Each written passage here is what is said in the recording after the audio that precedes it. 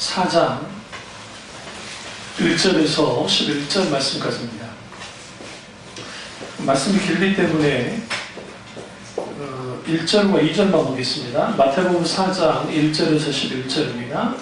그때 예수께서 성령에게 이끌려 마귀에게 시험을 받으러 광야로 가사 40일 밤낮으로 금식한 후에 죽으신지라. 아멘. 말씀 제목은 질문하는 신앙입니다. 질문하는 신앙입니다.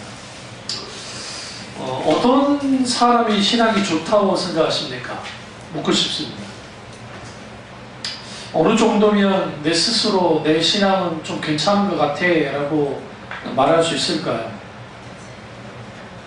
되게 주일 송수하고 헌금 잘 내고 전도 잘하고 교회에서 봉사 잘하고 술 담배 하지 않고 내가 또 제사 드리지 않으면 천국 가는 1등석을 따는 당상이라고 생각하지 않습니까?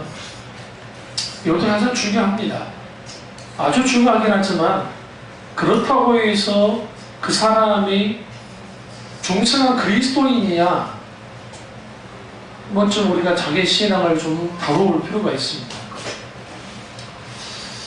오늘날 교인들이 예수 그리스도의 믿음을 통해서 처음에 예수를 믿을 때는 각기 다양한 이유 때문에 예수를 믿습니다.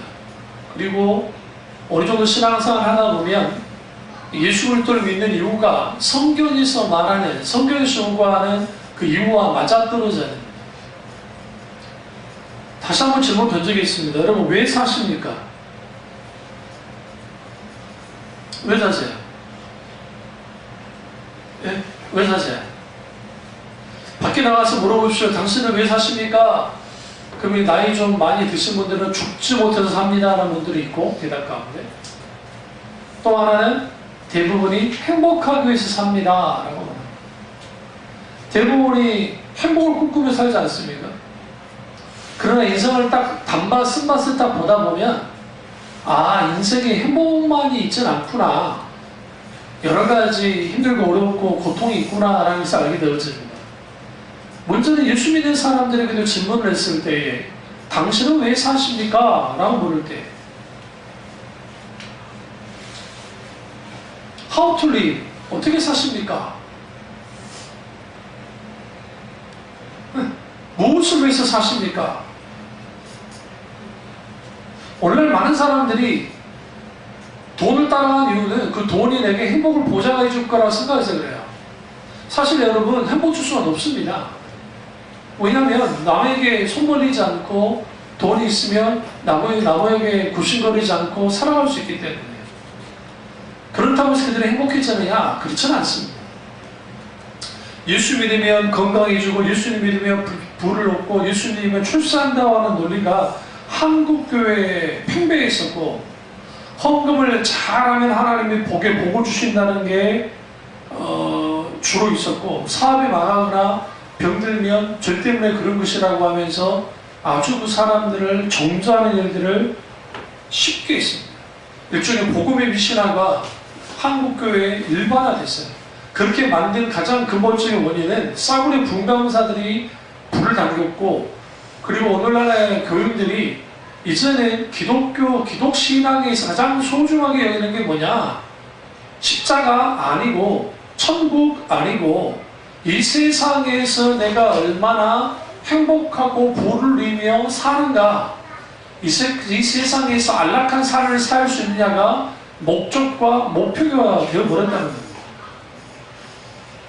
그러다 보니까 깊은 신학적 사유와 분별력이 동원되지 않은, 동반하지 않는 맹신에 가까운 신앙생활을 하는 사람들이 너무나 많아요. 이런 말 들어보셨어요? 질문하지 말고 그냥 믿으면 돼. 이해되지 않아도 그냥 믿으면 돼. 그 질문하고 막 그 의심가는 거, 그거 다 불신앙해. 믿으면, 그냥 닥치는 대로 믿어보면 다 믿어진다고. 사실 그런가요? 왜 이단에 빠질까요? 교회에서 질문해 본 적이 없어요.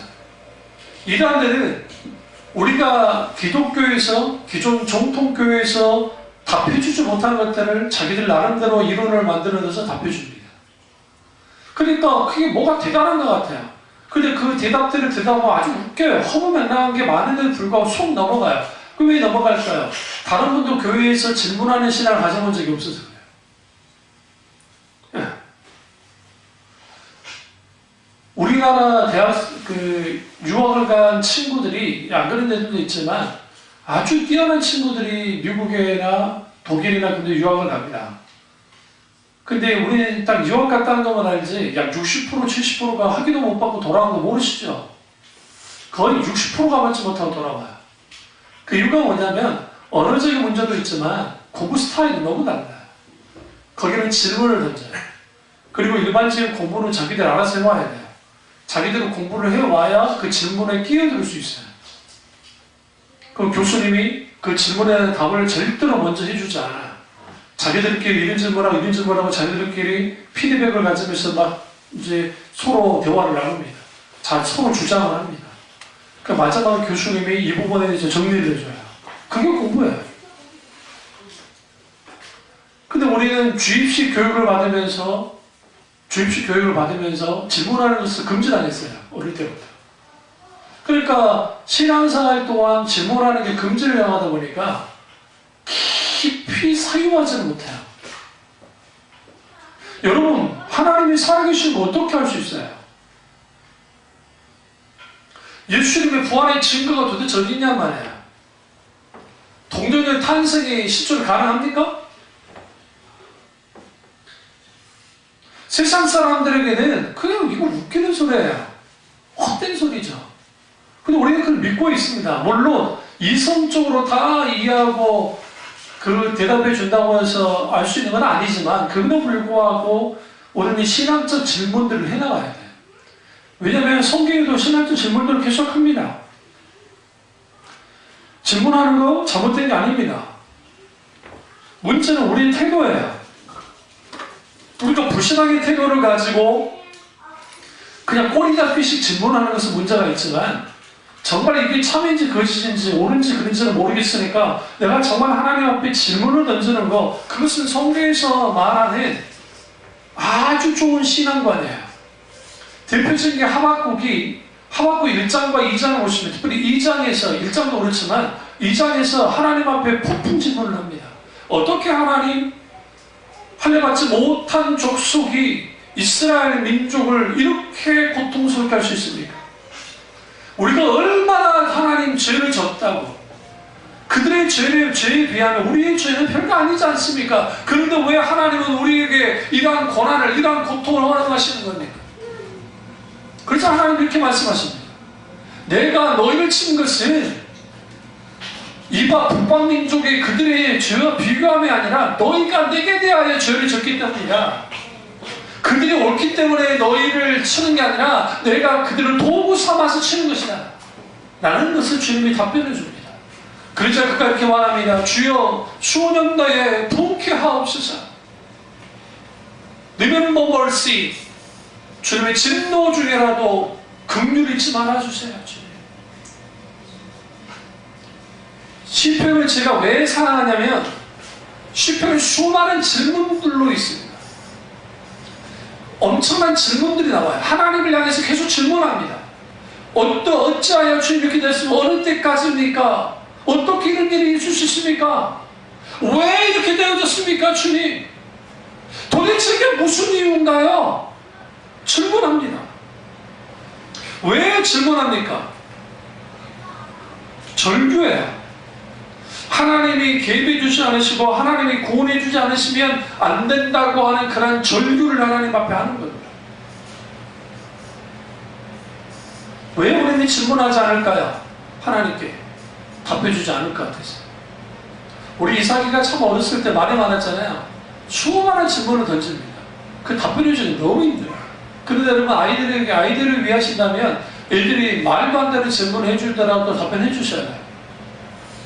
목사님께 물어봐 그러지 말고 찌르는 자 회개할지어다. 답변해 주려고 노력해. 해야 돼요. 왠지 아세요? 아이들은 그런 답변을 들음을 통해서 굿 이미지네이션, 좋은 상상력이 커집니다. 대표적인 게 산타클로스 있어 없어? 으쌰! 그러면 안 돼, 일단. 산타크로스는 사실 누구예요? 좀 더 영어를 알아듣지. 파테르예요, 파테르. 아, 여러분이 못 알아듣구나. 어쨌든. 여러 질문들을 낼 때 그 질문에 대해서 차근차근 대답해 주셔야 돼요. 마찬가지로 하나님 앞에도 우리가 하나님 앞에 질문을 던질 수 있어야 돼요. 위선적 질문 말고요. 공격하려는 그냥 남의 소위 말하는 그 말꼬리 잡기식의 질문이 아니라고 한다면 하나님 앞에 아주 중요합니다. 그래서 우리는 궁극적인 질문을 하나님 앞에 던져야 돼요. 무엇을 하며 사는가? 우리는 무엇으로 사는가? 어떻게 사는가? 우리는 무엇을 위해 사는가? 이 세 가지 질문을 하나님께 던져야 돼요. 오늘 이 본문 말씀 예수님의 이 시험받은 사건을 통해서 풀어보려고 합니다. 아, 이 시험받는 사건과 이게 뭔 상관인가? 아주 깊은 연관을 갖고 있어요. 또 다른 관점에서 보는 거예요. 이 말씀입니다. 예수님이 광야 40일 동안 금식 기도하시고 시험을 받으십니다. 근데 복음서마다 달라요. 마태복음에서는 40일 금식 기도 후에 이제 끝나고 사탄이 시험하는 것처럼 보여지고, 다른 서신서에서는 40일 동안 시험한 것처럼 보여져요. 이거는 뭐 어떻게 보나 상관없어요. 분명한 것은 예수님이 시험을 받으셨다는 겁니다. 그런데 그 예수님이 받으셨던 그 극적인 시험이 우리가 하나님 앞에 해야 될 질문과 아주 밀접한 연관성을 갖고 있습니다. 그리고 사탄이 교묘하게도 모든 인간이 소위 신이라고 하는 존재에게 뭐하는 질문을 던질 수밖에 없는 것을 가지고 시험을 하는 겁니다. 사탄의 첫 번째 시험은 무엇으로 사는 것과 관련되어 있습니다. 여러분 무엇으로 사십니까? 우리는 무엇으로 살죠? 돈이 있어야 삽니다. 어떤 사람은 명예가 있어야 삽니다. 어떤 사람은 권력이 있어야 삽니다. 어떤 사람은 쾌락이 있어야 삽니다.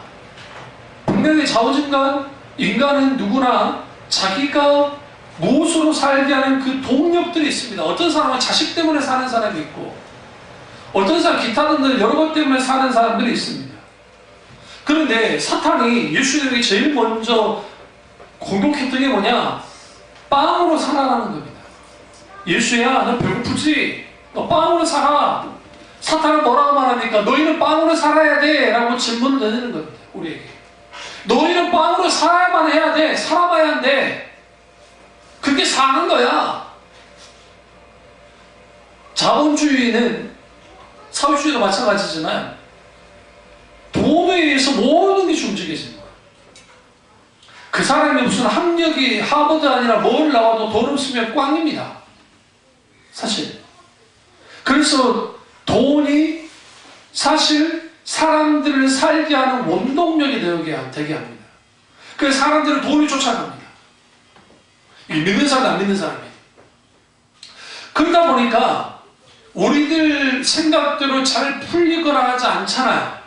그러니까 샤머니즘이 인간의 이런 근본적인 본성을 건드는 거예요. 어떻게 이렇게 부조를 쓰거나 이렇게 기도하거나 탑돌이를 하거나 탑을 쌓거나 뭐 하거나 정성을 들이거나 치성을 들이면 우리가 이렇게 돈을 많이 벌 수 있고 무병장수할 수 있고 출세도 할 수 있고 잘 살아갈 수 있다라는, 이게 동서양을 막론하고 심지어는 터키도 있어요. 터키도. 소위 자치 무슬림이라고 하는 그 집단들 속에서도 샤머니즘이 들어가서 그 터키 지역에 그 신사 나무라는 게 하나가 있습니다. 근데 그 나무에 자기들이 소원을 거기다가 매달아두면 이루어진다는 거예요. 그걸 소위 무슬림이라고 이슬람이라는 놈이란 말은 좀 그렇고 그분들이 허용한다. 토착신앙과 연결이 돼서. 그러면 기독교는 어떠합니까? 기독교도 마찬가지예요. 1000번째 헌금이라는 게 우리나라밖에 없어요. 1000일 동안 헌금을 드리는 거예요. 여러분 1000일 동안 1000원씩 헌금 드려도 만만치 않겠죠? 안 그래? 1000원 해도. 근데 500원짜리 드리기 좀 그러잖아요. 100원짜리 좀 드리기 그러잖아요. 그러니까 1000원 기본이. 만원짜리 드리면 이건 환장할 일이고 5만원짜리 드리자면 이건 더 환장할 일이에요. 전재산을 탕전해야 돼. 그런데 그런데 왜 그런 걸 하느냐? 그렇게 1,000번째 헌금을 하면 자기들이 소원하는 바를 이룰 수 있다고 하는, 마치 불교의 천일 도량기도와 다를 게 없어요. 천일 동안 도량기도를 해요, 그 사람들, 불교. 목사님 뭘 그렇게 잘하냐고요? 제가 어렸을 때 절을 많이 구경 다녀서 알아요. 절 구경. 또 우리 수학여행 가면 다 어디로 갔어요? 절로 갔어요. 뭐 다른 데 갔어요? 화엄사 구경하러 가고. 팔방대장경 처음 갔네요. 그때는 팔방대장경이 어떻게 보관된 줄 아세요? 사람들이 만져도 되게 일어났어요. 제가 아직도 기억해요. 저도 만지려다가 혼날 뻔했거든요. 좀 개구쟁이 그림 냈을 때 만졌다가 혼나긴 했는데, 그때는 아주 보관이 80년도니까요. 보관이 형편없었어요.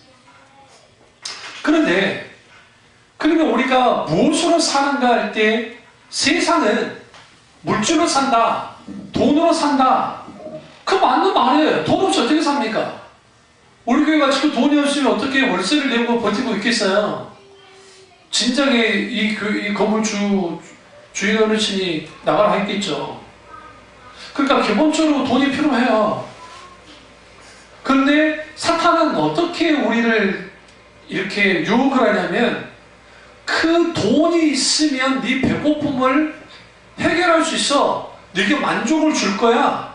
네게 뭔가 행복한 삶을 살 수 있다는 거예요. 그러니까 인생은 빵의 힘으로 사는 것이다 라고, 돈의 힘으로 사는 것이라고 사탄이 예수님을 시험하는 겁니다. 저마다 사람들은 무엇으로 사는가에 대한 답을 갖고 있어요. 육체적인 노동을 하면서 사는 분들은 밥이 힘이다. 예전에 과거에 농사 시절에, 우리가 농업 시대에 밥이 힘 아닙니까? 밥심으로 산다고. 왜? 밥을 많이 먹어야 뭐 할 수 있어요? 농사를 질 수 있고, 농사를 져야 먹고 살 수 있기 때문에 밥심으로 산다는 말이 있던 것처럼 오늘날의 사람들은 밥심으로 산다고 말합니다.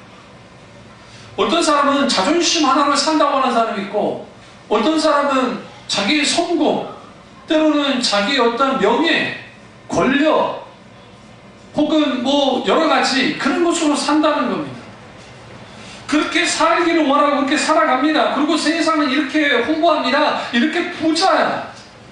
드라마의 단골 스토리가 뭐예요? 재벌남, 신데렐라가 하나 나와가지고 엮어집니다. 절대로 불가능합니다. 거의 만나 볼 수가 없습니다. 어머니 아시죠 여러분? 만나 볼 수가 없습니다. 만나면 나이트클럽 같은 데 모르겠네. 좀 개망나는 같은 재벌 3세들은 모르겠지만 그게 아니라고 한다면, 근데 그 녀석들도 그런 나이트클럽 안 가요. 여자들끼리는 그 수백만 원 주는 일종의 회원제로 들어가는 거죠. 목사님 어떻게 하냐고요? 저번에 사건 터진 거 보고 알았어요. 그 연예인주의 하나. 그 폭력 사건 일어나는 그 현장에 알고 보니까 수백만 원씩 주고 들어가는 그런 거죠. 그때 알았어요. 유명인들과 돈 많은 사람들이 거기서 논다는 거기서. 그런데 그 사람들이 그럼 왜 살까요? 돈 쓰는 재미로 삽니다. 이해가 안 되시죠? 우리 가진 게 없어서 돈 쓰는 재미가 없어요. 근데 이 사람들은 돈이 넘치기 때문에 돈 쓰는 재미로 삽니다. 재벌들이 인사할 때 깊숙이 이렇게 막 인사가 보세요? 검찰에 갈 때나 고개 숙이지, 그 사람이 절대 고개 숙이지 않습니다. 어느 누구에게 당당합니다. 뭐가 주는 힘입니까? 돈이 주는 힘입니다. 그럼 수많은 매스컴에서는 어떻게 그려내냐면, 그게 드라마든 예능이든 어떤 것이든 간에 돈 많은 것 자체, 그리고 성공했다고 하는 공식인 돈과 연결이 되어지니까, 그렇게 되어졌을 때 그 사람은 아주 행복한 사람이고, 그 사람은 성공한 인생이고, 그 사람은 괜찮은 인생이다 라고 그려줍니다. 그러니까 가난한 사람부터 시작해서 지금 우리 이르기까지 우리는 돈을 떡덩이로 만들어내는 사탄의 유혹처럼, 사탄은 우리에게 계속 그런 거야. 이 돈이 권력일 수 있고, 이 돈이 쾌락일 수 있고, 이 돈이 말 그대로 물질일 수 있고, 이 돈이 성공일 수 있고, 이 돈이 명예일 수 있는데, 그것을 가져야만 너는 너 인생을 사는 것처럼 살 수 있어 라고 우리에게 뭡니까? 유혹합니다. 여러분, 돌이 빵이라기를 기대하지 않습니까? 받아 적으세요. 25, 37, 40, 안 보내서 6, 너 떠보네. 그냥 해보면 로또이시나 돌인 로또가 당첨되는 순간 뭐가 돼요? 떡이 돼요. 빵이 돼요. 어제 잠깐 지나가다가 그 축구 그 결과 보려고 딱 지나가다가 그 로또 당첨했던 사람이 그 몇 명이었더니 6명인데 28억씩 받아가더라고요. 그거 이런 거 보세요. 사람들은 각기 사탄은 계속적으로 돈 하면 살아가라는 거예요. 교회는요? 교회가 어느 날인가 부요해지기 시작할 때 그 부요해지는 것 자체는 나쁜 게 아닙니다. 문제는 뭐냐면 물질 논리가 모든 것을 통제하고 끌고 나가는 게 되어버렸습니다. 물질은 사는 도구여야 됩니다. 그래서 성경은 돈이 일만하게 뿌리라고 하는데 돈에 대해서는 뭘 어떻게 보냐 중립적으로 봐요. 성경은. 그러니까 이게 죄라고 보지도 않고 저주라고 보지도 않고 그렇다 좋은 걸 보지 않아요. 중립적이에요. 이걸 좀 어려운 표현을 쓸게 가치 중립이라고 해요. 가치 중립이라는 건 무슨 말이냐면 이걸 어떻게 쓰냐에 따라서 좋은 쪽으로 쓸 수 있고 나쁜 쪽으로 쓸 수 있다는 거예요. 그러니까 무엇으로 사는가? 돈을 위해서 산다는 거야. 왜 돈을 위해서 사는가? 돈이 있어야 집을 살고 돈이 있어야 먹고 살고 돈이 있어야 내 옷을 사고 살 수 있고 얘를 가르칠 수 있기 때문에 돈이 있어야 내 노년이 편안할 수 있기 때문에 돈 때문에 산다.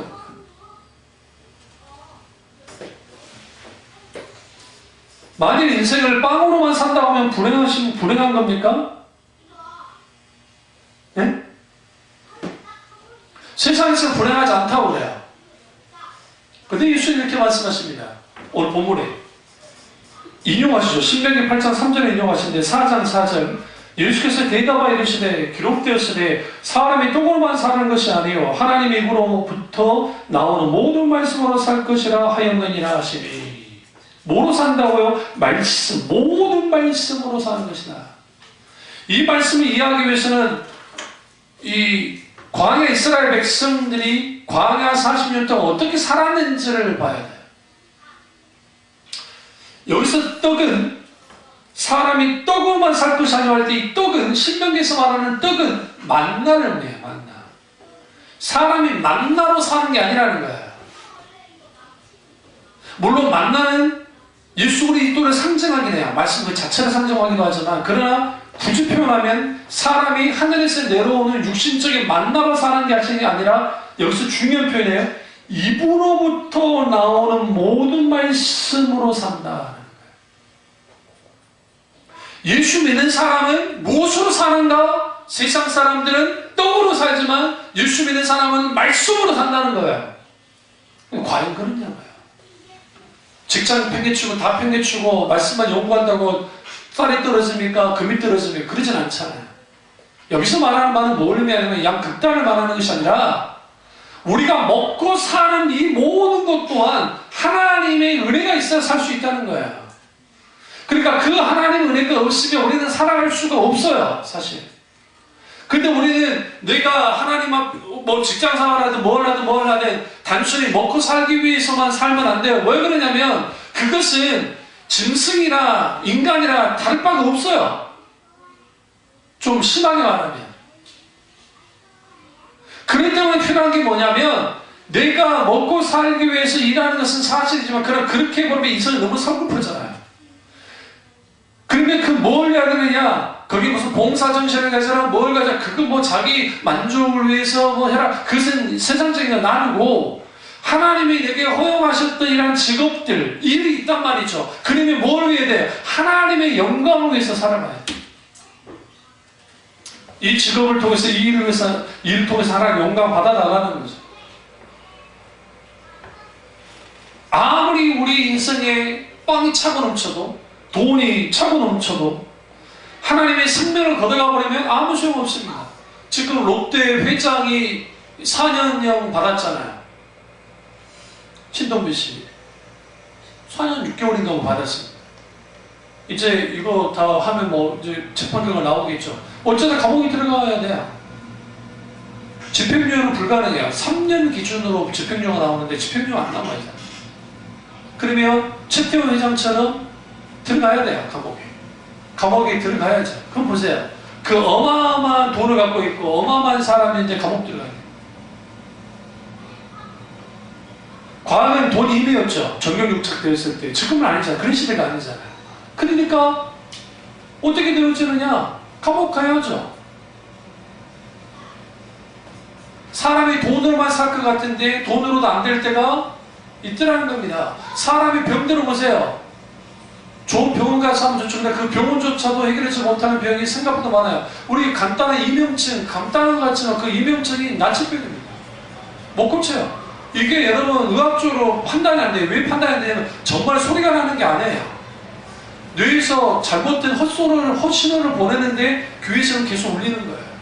이걸 의학으로는 이게 판별이 안 돼요. 이게 왜 이런 일이 벌어지는지.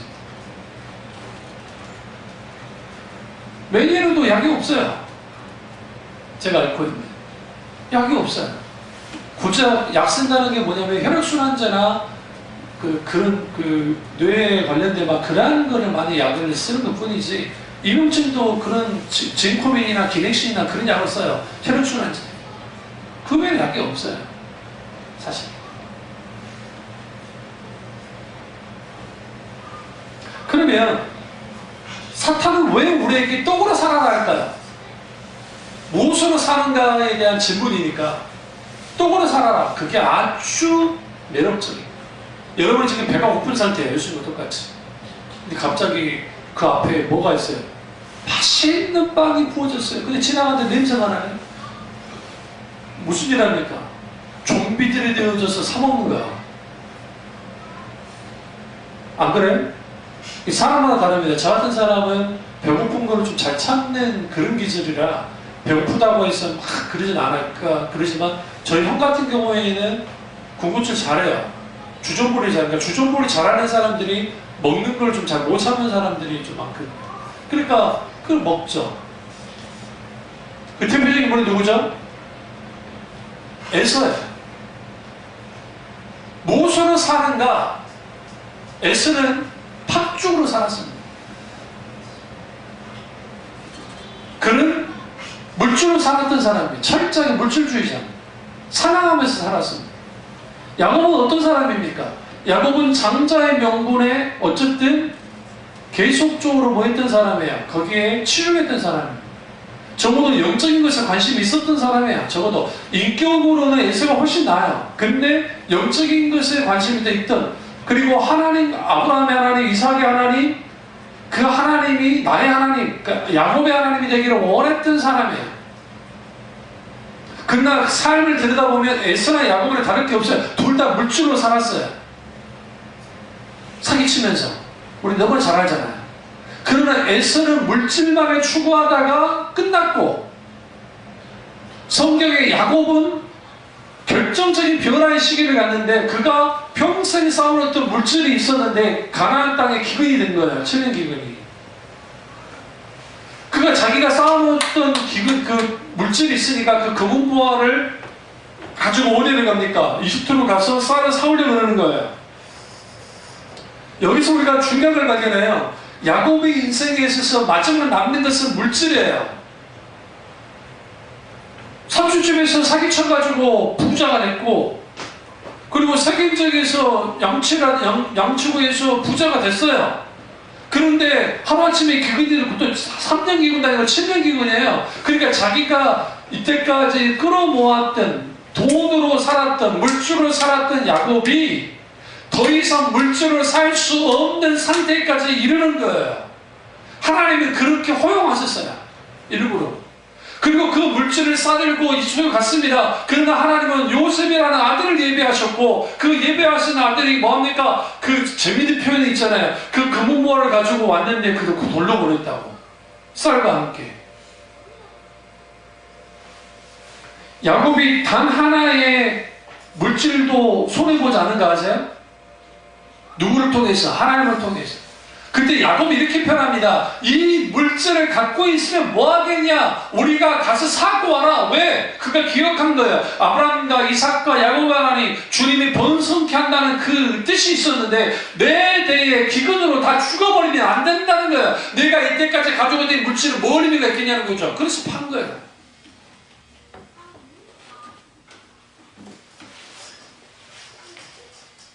그리고 그런데도 기근이 계속 지속됩니다. 할 수 없이 집안에 있는 모든 전 재산을 끌고 이제는 다시 이집트로 내려가게 됐습니다. 근데 무서운 말을 들었어요. 베냐민을 데리고 가라는 거예요. 막내 아들을 데려오지 않으면 절대로 줄 수 없다. 자기 생명보다 귀한 아들. 그 아들이 베냐민이에요. 요셉이었고.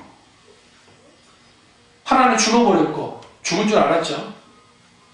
그러니까 베냐민을 데려갈 때 이렇게 말합니다. 그가 내가 여호와께 다 맡겼고 이 아들이 죽더라도 뭐할 거다? 죽으리라 라고 하면서 그가 하나님께 모든 것을 맡깁니다. 이제는 더 이상 물질 때문에 살지 않고 더 이상 자식 때문에 살지 않고 뭐로 살아요? 언약 때문에 사는 거예요. 약속 때문에 사는 거예요. 우리가 만약에 물질로 살면 성경은 탐심에 대한 말을 하는데 이 정도 돈을 갖고 저 정도 돈을 갖고 가지면 이게 끝이 없어요. 우리는 재벌들이 돈을 쉽게 함부로 막 쓸 거라고 생각하죠. 절대로 남을 위해서는 함부로 쓰지 않아요. 절대로. 단 한 푼이야.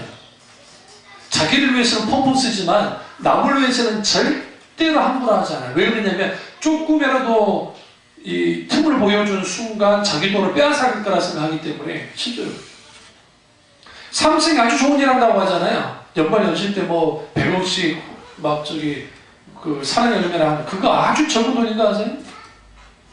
그 정도 규모의 기업이 뭐 몇백이겠다. 그게 엄청 커 보이지만 그냥 우스운 거예요. 미국을 보면. 미국의 삼성보다 못하는 기업들이 수백억씩 기부합니다. 훨씬 못하는 기업들이. 치장하는 것 뿐이에요. 그것도 뭐 삼성이 잘못 목적이 잘못했다는 게 아니라 안 하는 건 안 했겠죠. 그러나 그 등치에 비해서는 그 어마어마한 기업의 어마어마한 그것에 비해서는 우리나라 삼성뿐만 아니라 우리나라 재벌이라고 하는 집단들이 보잘것없을 만큼 여러분 좀 돈이 있더라도 절대로 샤넬이나 그런 거 사지 말라고요. 그 사람들 우리나라한테 기부금 세상에 1,000만 원 에르메스 무슨 뭐 프라다 말할 것도 없이 우리나라 그 소위 말하는 부자들 돈 주체 못해서 사는 그걸로 팔잖아요. 근데 그 사람들이 사회에 환원하는 게 아주 찔끔인 거 아세요? 찔끔. 왜 그렇게 인색할까요? 가지면 더 갖고 싶어. 그래서 성경에는 내가 가진 것에 대해서 놓지 않으려고 하는 사람들이 꽤 많아요. 그게 예수님 비유 속에서 미련한 그 부자 농부의 배우. 그 농부가 추수를 했는데 대풍이 있는 겁니다. 천국에 있다가 뭐 하겠어요? 그러자 그가 이렇게 말합니다. 내 영혼아 이제는 먹고 놀고 살자. 아 나는 행복하고 나는 이제 좋다 그런 거예요. 그래 갑자기 주님 이렇게 말합니다. 이 밤에 네 생명을 걸어가면 이게 누구의 것이 되겠느냐? 예수님은 그 말을 해요. 영원한 생명은 하나님의 말씀으로 통해서만 주어집니다. 우리가 먹지 않으면 죽습니다. 육신은 죽을 수밖에 없을 겁니다. 떡은 한시적입니다. 그러나 입으로 나오는 말씀으로 산다는 것은 영원한 하나님의 말씀으로 영원토록 사는 것이 인생이 사는 것이다. 인간은 무엇으로 사는 것이냐? 물질로 사는 것이 아니라 돈으로 사는 것이 아니라 하나님의 말씀으로 산다는 거예요. 왜? 그 하나님의 말씀 안에 영원한 생명을 누리며 살도록 하기 때문에. 그래 그것이 실제로 와닿지 않죠. 왜 와닿지 않는지 아세요? 실제로 우리가 살아가고 있는 것은 돈 때문에 살아가고, 돈이 있어야 사니까.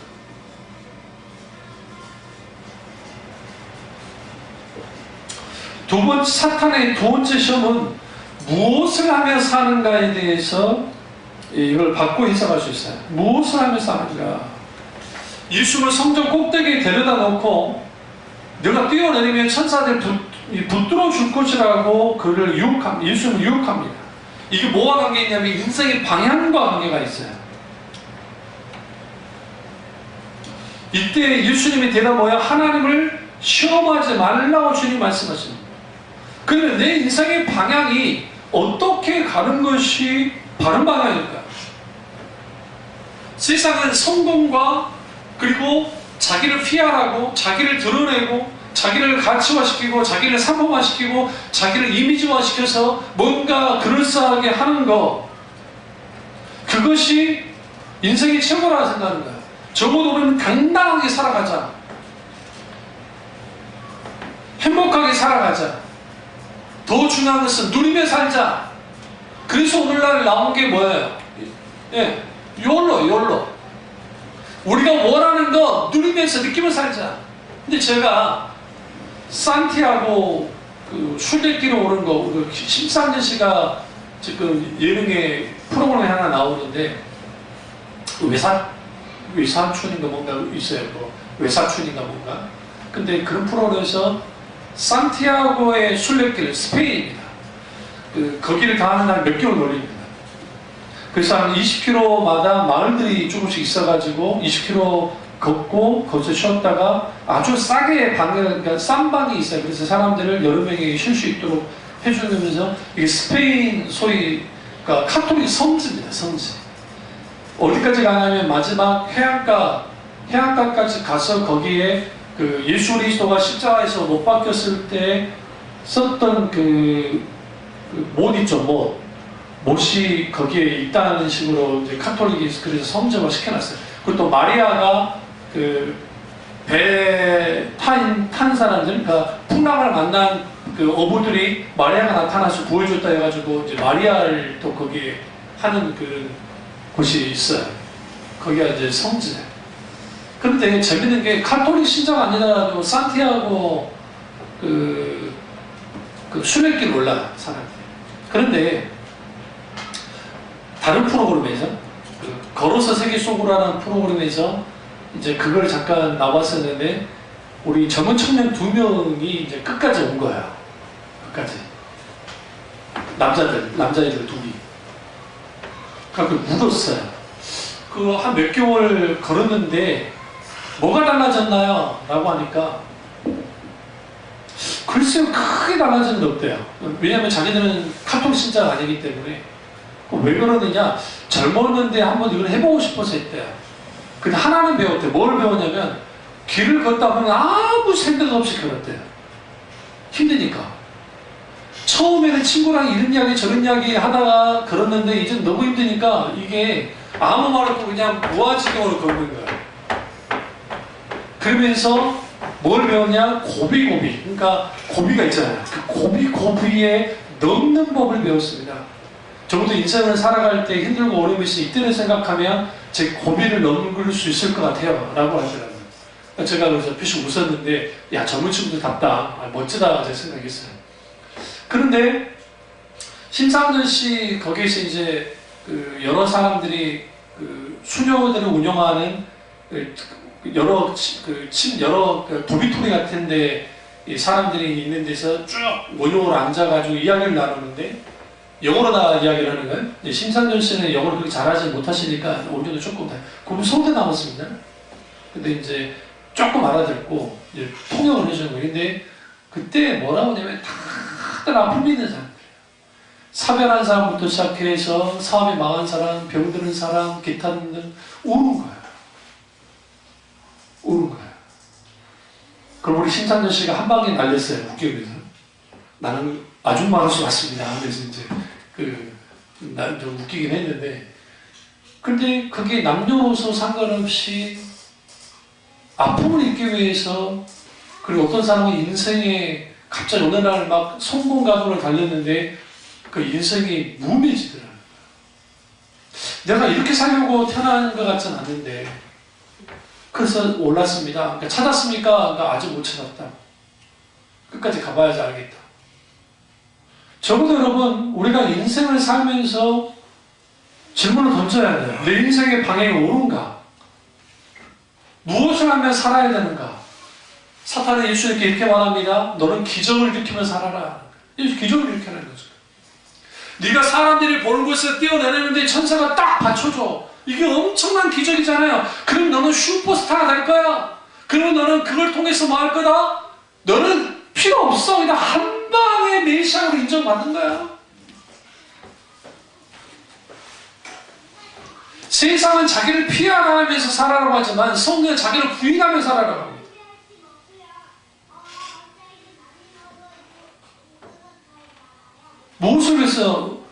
무엇을 하면서 사십니까?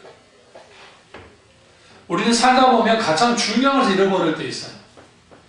돈 버는데 바빠서 하나님 섬기는 거 들어가지 않은 사람만큼 어리석은 사람이 없어요. 그 인생, 그 시간, 그 기간을 무엇으로도 해줄 수가 없어요.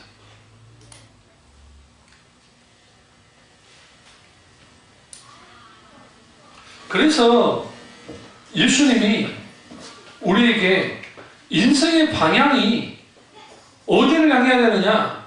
여기에요. 하니까 이 말씀이 사탄이 지금 이렇게 말한 이 말씀은 시편 91편 11절과 12절 말씀이에요. 6절에 있는 말씀이. 이 말씀의 본뜻은 이거예요. 하나님의 자녀들이 위급한 상황에 있을 때 그들을 부르짖을 때 하나님이 기꺼이 돕는다는 말씀이에요. 이것을 어떻게 바꿔놨냐면 예수 네가 진짜 뛰어내리면 천사가 받아줄 거라는 것으로 왜곡을 시켜놨단 말이에요. 그러면 사탄은 우리에게 이렇게 시험합니다. 너 이거 가지고 살면, 너 인생을, 이런 인생을 살면 너는 슈퍼스타가 될 거야. 너는 뭔가 괜찮은 사람일 거야. 너는 뭔가 돈을 많이 벌 거야. 너는 뭔가 성공할 거야. 너는 뭔가 되어질 거야. 라고 사탄이 시험할 때가 있을 겁니다.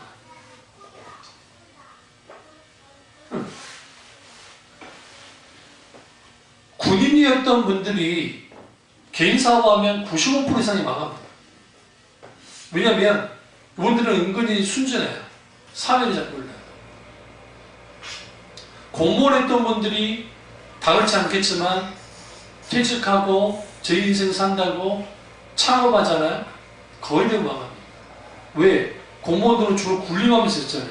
인허가 내주고 그런 윗장에 있다가 갑자기 바뀌었으니까. 몰라요. 목사님들이 귀가 얇아가지고 잘 속습니다. 종군당 건강에 속았습니다. 요즘에도 말 자주 나오더라고요. 다 종군당 제약인 줄 알고 샀다가 그 건강 그 약이잖아요. 보조제 같은 거. 그걸 다 종군당 건강이 나쁘다는 게 아니라 그때는 다 종군당인 줄 알고 다 사셨다고요. 후에 건강이라고 경화를 하지 못했는데 그래도 좋은 거라 그러니까 그런가 보다 하신 거죠. 그런데 내가 무엇을 하며 살까요? 각기 여러 번 하는 일을 가지고 삽니다.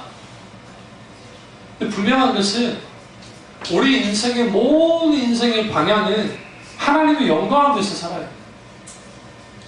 세상은 인생을 왜 삽니까? 행복입니다. 그걸로 끝나요.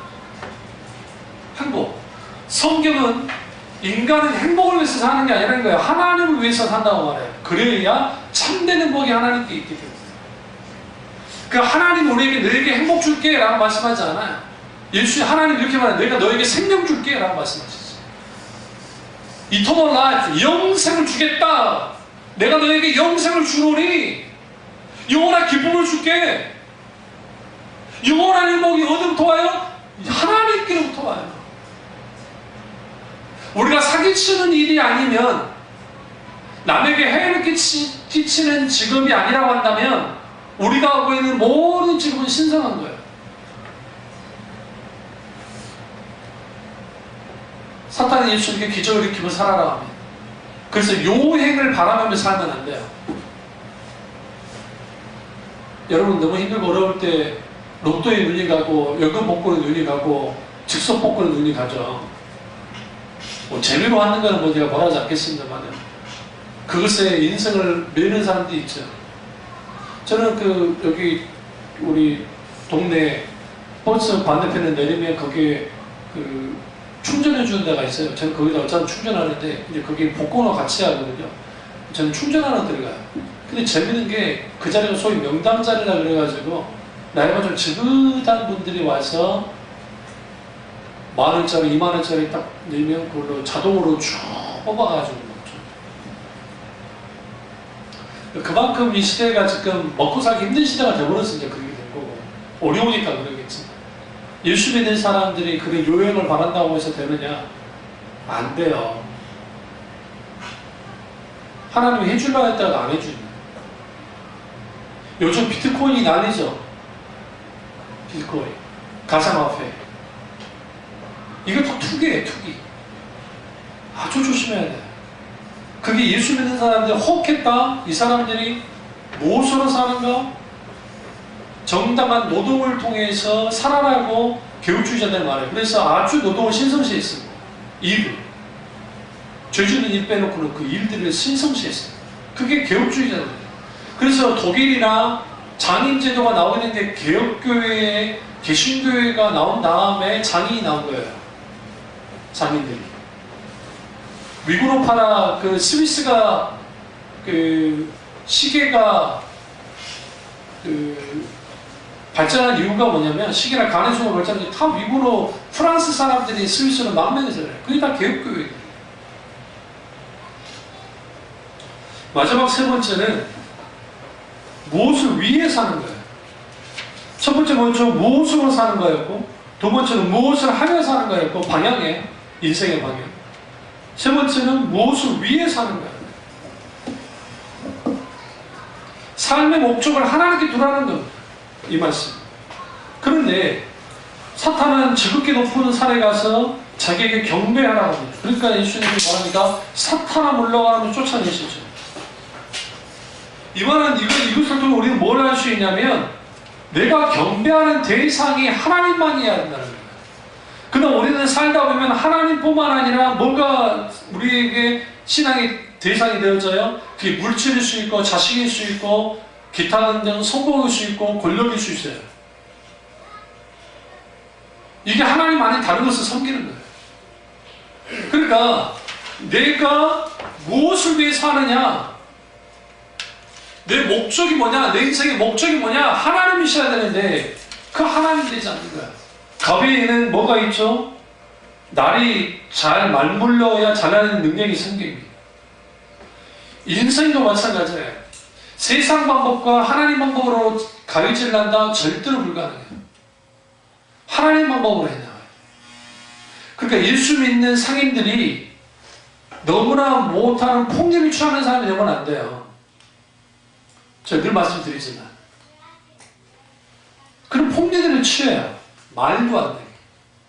예를 들어서 AS를 해주는데 AS를 굳이 에어컨이든 뭐든 이거 고칠 필요가 없고 그냥 뭔가 조금만 고치면 되는데도 그걸 갈게 만들어요. 왜? 그래야 자기가 돈을 버니까. 이게 아주 사악한 짓입니다. 이게. 그런데 돈의 논리 가운데 신앙 양심은 온데간데 없이 하는 사람이 생각보다 많거든요. 이 동네도 있습니다. 과거 우리 교회에 집사했던 사람이 그런 사람이 있어요. 반면에 우리 교회 교인은 아니지만 좀 큰 교회 집사님이신데 그분은 뭐 저희가 목회자의 거기지만 동네 소문이 난 게 정말 합리적인 가격에 받아요. 그러니까 그 전에 있는 양반은 그 양반은 2배 이상을 받아 챙기는데 이 사람은 한 배가 아니라 적당한 가격. 물론 기술은 조금 딸리십니다. 그러나 정말 예수 믿는 사람이 그렇게 살아야 돼요. 근데 왜 그게 안 돼요? 그러니까 내가 사는 것이 어떤 물질, 어떤 상황, 환경, 여건 그로서 사는 거냐? 잘 갖춰주는 것을 살아가는 거야. 누구나 다 살아갈 수 있어요.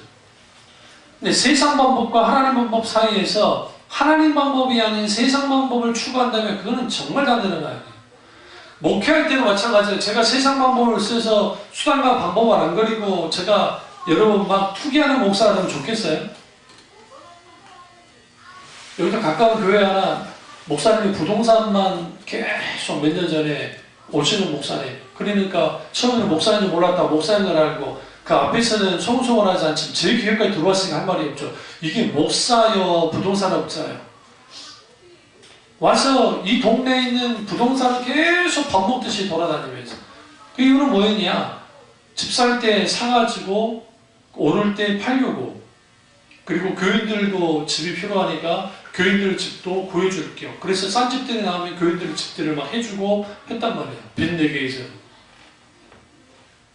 그 덕에 부동산이 확 트기 전에 집들이 가졌어요. 근데 재밌는 게 집을 사줬던 교인들이 다 나갔어요. 그 사모님의 입에서 나온 말이에요. 거의 다 나갔어요. 배울 망들한 것들. 무슨 이유인지 모르지만. 왠지 아세요? 목사는 부동산 업자가 아니잖아요. 부동산 투기꾼이 아니잖아요. 양들을 먹여야지. 오늘날은 환영받는 목사는 저 같은 목사가 아니에요. 엔터테인먼트 같은 목사예요. 그래서 다방면에 뛰어난 사람을 원해요. 다방면에. 그래서 맞는 해결사가 되어주길 원해요. 이런 일도 해결해주고 저런 일도 해결해주고 그런 목사. 정작 영혼 관리에는 등한시한, 영적 관리는 등한시한. 이러한 일들이 벌어지면 무슨 일이 벌어지나요? 사탄이 내게 경배해. 이 말이 뭐가 문제입니까? 이 말은 뭐냐면 예수야 너 십자가 질 필요 없어. 예수야 너 고난의 길 갈 필요 없어. 네가 내게 절만 해주면 나를 경배만 해주면 한 방에 2,000만 다 줄게. 예수님이 이 땅에 오신 목적이 뭐예요? 인간을 구원하려고. 예수 이 땅에 오신 목적이 뭐예요? 원래 빼앗긴 나라, 사탄이 강탈한 나라를 되찾게 오셨잖아요. 무법으로 정말 사탄이 점거하고 있는 이 세상을 구원하게 오셨잖아요. 그러면 예수님이 십자가가 아니라 하나님의 뜻이 아니라 사탄의 말대로 경배만 해버리고 한 방에 가져버렸으면 이 세상은 모두 끝났을 겁니다. 더 이상 아픔도 고통도 없을 겁니다. 그런데 주님은 그 방법을 선택하지 않았어요. 그래서 예수 믿는 사람들은 적어도 겸손해야 되고 적어도 손해 볼 줄 알아요. 바둥바둥 조그마한 이익 때문에 막 팔을 떨면 안 돼요. 적어도. 그런데 그거 하나 가지고 팔을 떠는 사람들이 너무나 많잖아요. 더더군다나 예수 믿는 기업가들 중에 안 믿는 기업가들보다 더 못한 그런 정말 제가 늘 말하는 게 그거예요. 기독교 신호분들 중에 이 교회 세웠네 저 교회 세웠네 그러지 말고 자기 직장 종업원들 월급이나 좀 더 올려주든지 아니면 복지를 더 좋게 해주든지 해라는 거예요. 그게 전도니까. 아 우리 회장님 크리스찬이신데 그래도 야 우리 복지에서 힘쓰시는구나. 그러면 예수 믿지 않았던 사람이 그 사람이 교회를 안 다니더라도 자식들이 교회 다닌다고 하는데 다니지 말라 하겠어요? 적어도. 야 적어도 우리 사장님 보니까 우리 회장님 보니까 괜찮다. 꼭 너희가 다니라. 내가 아직 못 다니더라도. 근데 그게 아니고 어린이교회 교회를 줬네 뭐 어디 뭐 해외에 뭐 선교지 뭘 해줬네 돈을 어떻게 쾌척했네. 근데 직장에서는 소위 사업했을 때는 사업의 현장에서는 악덕 기업이 그런 기업주가 없을 만큼 하면 누가 도대체 예수를 믿겠냐 도대체 누가.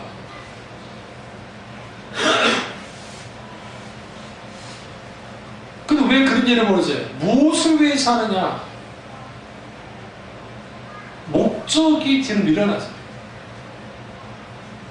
하나님을 위해서 산다. 그렇다고 하면 하나님을 기쁘시게 하게 살아야 되고 하나님을 기쁘시게 하게 살려면 우리는 서로 사랑하면서 적어도 예수 믿는 사람들 손해보면서 하는 거예요. 이 말씀 끝내겠습니다. 예수님의 제자들 중에 다음 주에도 이제 이해를 위한 신앙을 쭉 보겠지만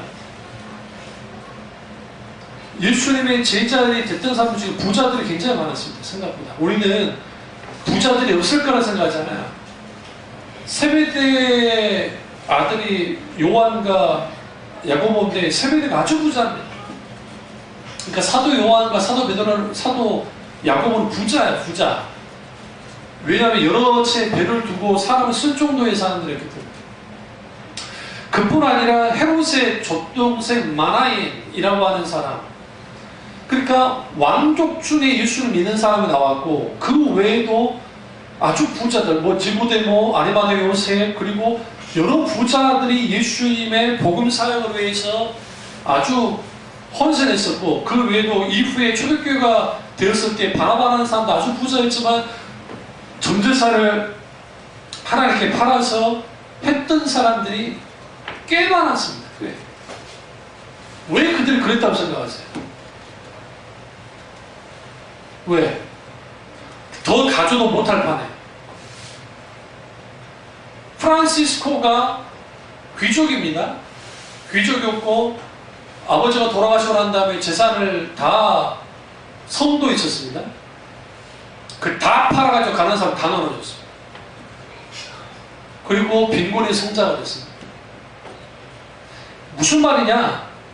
우리가 다 그렇게 해야 된다는 게 아니에요.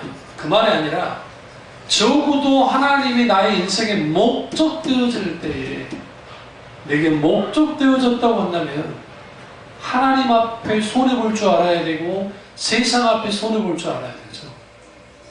그게 없다고 한다면 그 사람 정말 크리스찬이냐? 아니요. 인생 잘못 살고 있어요. 결론을 맺습니다. 우리는 인생을 살아갈 때 세 가지 질문 속에서 우리는 이제 살아갈 텐데 던져야 돼. 내가 무엇을 위해 사는가? 무엇을 하며 사는가? 어떤 선택과 방향과 관련된 말씀이고, 우리는 무엇으로 사는가? 어떻게 사는가? How to live? 어떻게 살 것인가? 이 대한 문제고, 우리는 무엇을 하며 사는가? 최종 목적이에요. 결국은 하나님의 영광, 하나님 그분을 위해서요.